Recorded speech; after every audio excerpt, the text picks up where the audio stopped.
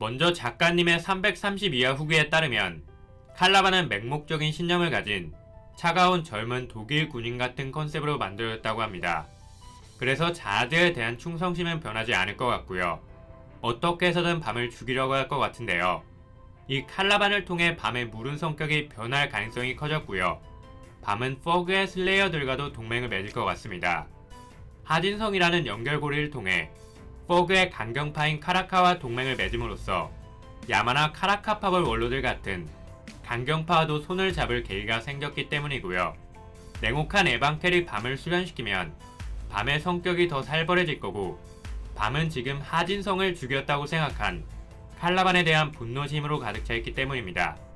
그리고 이건 여태까지 보여준 적 없는 무서운 태도였죠.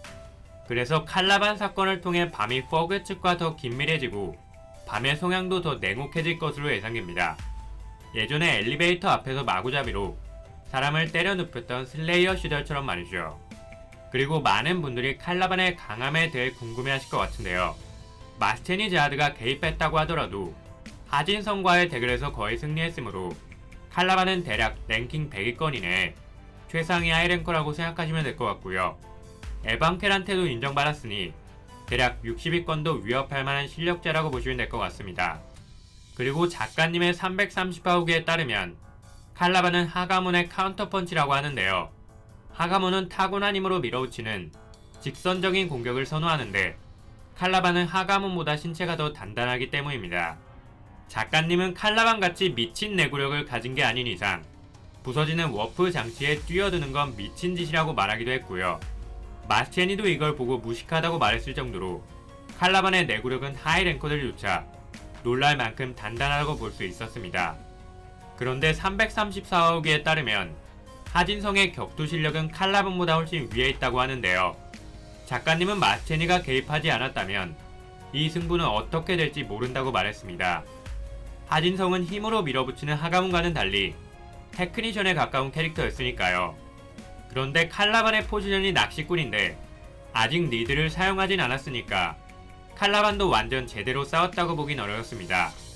그래서 하진성보다 약하다고 보는 것도 무리인 것 같고요. 이 승부는 무승부라고 보는 게 맞는 것 같습니다.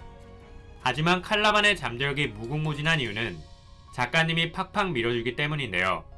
작가님은 칼라반이 강한 이유가 단순히 무의 정수를 얻어서 육체가 단련된 것뿐만 아니라 자신의 기본적인 역량이 뒷받침된 결과라고 말했습니다.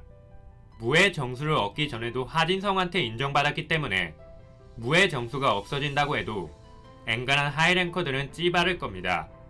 실제로 무의 정수를 쓰기 전에도 하이랭커들이 칼라반한테 상처 하나 못 냈으니까요.